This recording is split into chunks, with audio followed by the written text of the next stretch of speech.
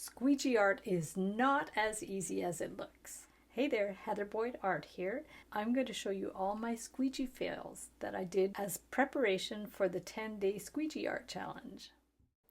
I did an experiment trying to do an ombre technique, so I laid down some white acrylic paint with the palette and I added some black, but it ended up not really doing much blending at all. I went over it a few times and just scrapped it. So now I tried to do one with a word. I've seen some of these on Instagram that are cute, but you'll see it ends up being a little bit of a hot mess. So I just drew out the word and I outlined with some of the Liquitex soft body paint. I just went around all of the letters. It's a little bit hard to control this paint. I actually prefer to put soft acrylic paint into a henna style cone. I'll link up that video in the description below. But it ends up being a little bit wobbly, but it's fun. I had a lot of fun experimenting, and then I just did all kinds of random designs on the background. I probably should have thought this out a little bit more, but then I went ahead and squeegeed it, and honestly it looks like a hot mess, so I scrapped this one too. Went over it again, whoop, didn't improve it that much, and then I used some of the extra to put on top of my other one, so I might end up cutting that one out to use for collage and stuff. So it's never a waste of time. We just had fun experimenting. Now I'm going to put some colors down on the plate, just all the colors that I want to use, and I mixed them up with my palette knife and scooped it on. Just playing around with the idea of what you can do with the squeegee.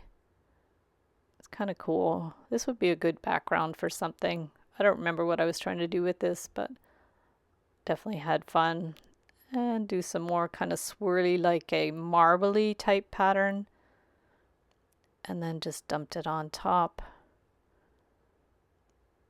just to get some different blends of color, because the thing with the squeegee is when you put dots of paint on the paper, it ends up holding the initial kind of shape of those dots and squiggles. So I was trying to get something a little more abstract, but then the marble technique just kind of turned into blended color, and then I just went with it, had fun with it. I think this one I actually threw out, although you could always use these little bits and pieces for collage and stuff. It's just fun to play with. Now I wanted to do a kind of rainbowy thing. Again, an experiment. Just laying down some paint.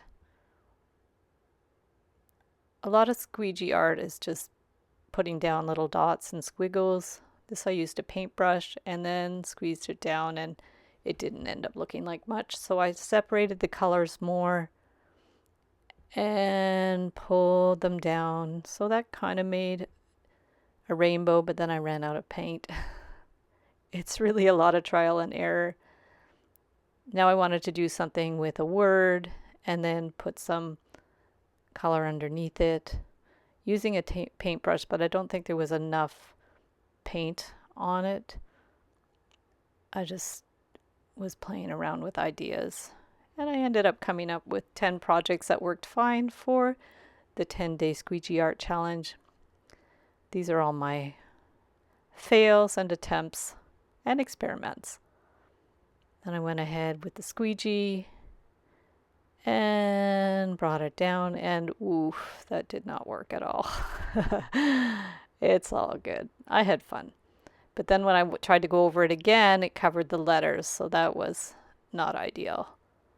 Oh, and even again, wow. I didn't want to give up on this one.